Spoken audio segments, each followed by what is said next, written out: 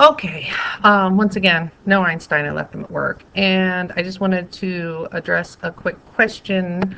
I'm wearing Zoe's helmet just in case it gets rough, about what exactly you needed to know about the hormones, whether they were peptide and what controls them. No, I'm going to run down super quick. So quick, I'm wearing my goggles. Run down super quick the hormones you need to know and what you need to know about them. So switch to a pen. And the first one, let's just go in order. Oxytocin. What do you need to know about oxytocin? Basically, that it stimulates, and instead of writing stimulate, you could just do a plus, and we'll have that mean stimulate. Stimulate uterus and mammary glands. Mammary glands. Uh, that's all you need to know. ADH. Uh, You need to know that it reduces, and instead of writing reduces, why don't we do minus? Um, Reduce is urine output. Um, Basically, you don't pee nearly as much. GH stands for growth hormone, so that causes growth, basically. And your book does show you that it's mainly in the bones that you're going to grow. Um, PRL, prolactin, prolactate. So basically, that is pro breast milk, uh, prolactating in breast milk. The next one was FSH, follicle stimulating hormone. That is pro, or it is going to stimulate egg and sperm production. And then we had luteinizing hormone. That stimulates ovaries and testes. And you might think, oh, well, that's the same thing. It's really not. There's a cycle that the ovary goes through to make an egg, and it'll go through that cycle, and if FSH isn't there, it won't make the egg. Luteinizing hormone is also there. There's a cycle the testes go through, and if follicle stimulating hormone isn't there, then it won't make the sperm. So it is kind of two different things. TSH is the next one. TSH. That stimulates the thyroid. So I guess let's do plus thyroid gland. So that means it's tropic, right? A hormone that stimulates a gland or other hormone of the endocrine system. And then there was ACTH. I don't think we talked about this in class, but you can read. Um, sorry, of course you're reading. It stimulates the adrenal, adrenal cortex to release EASE glucocorticoids. So, okay, maybe you need to memorize that.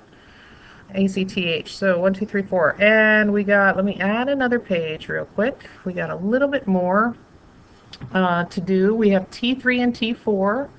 T3 and T4. Both of those stimulate metabolism. We have calcitonin. We did talk about this, calcitonin. Hopefully you are converting that picture into a step-by-step essay.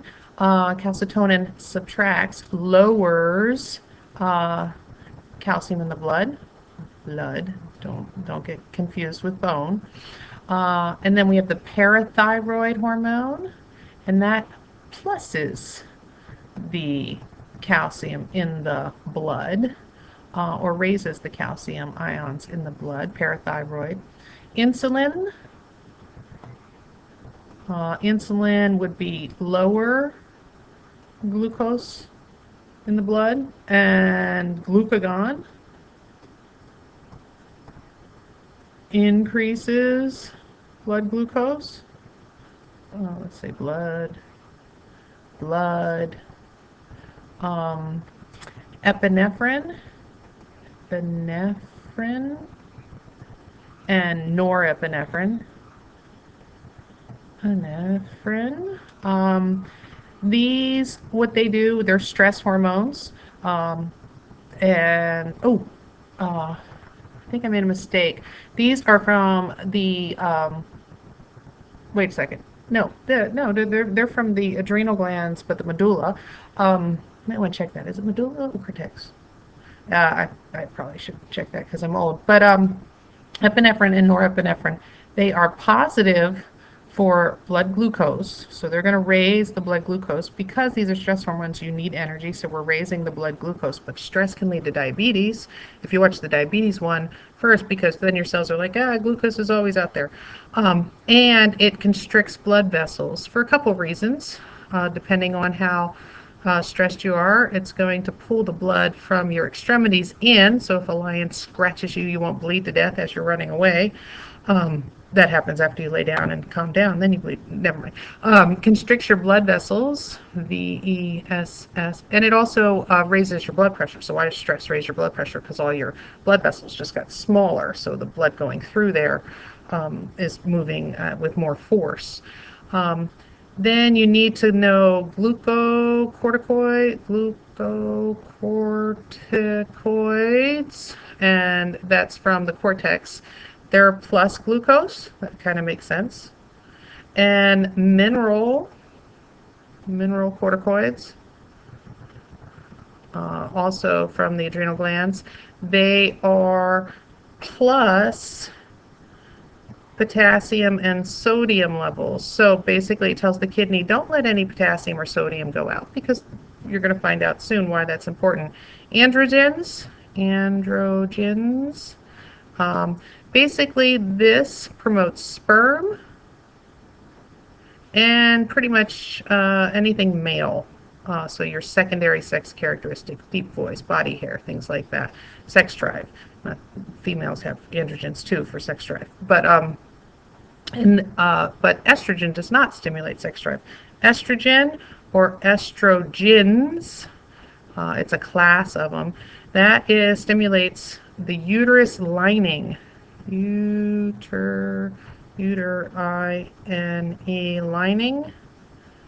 Stimulates the uterine lining, basically getting ready for possible baby, so make it thick, bloody, warm, wet, and everything female. So hips and breast and little waist and mood swings.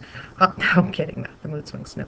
And then the last one I think the first one we talked about, melatonin. Don't need to know it's from the pineal gland. If you do, great. But basically that is, it doesn't have a plus or minus. It sets cycles. So far that we know of. So there you go. 2 pages. That's what you need to know. Not whether they're peptide or fat-based, not what regulates them, just what they do. So please memorize that. And whew, that wasn't that fast. I could have been faster. I'll work on it. Bear with me and enjoy. Bye.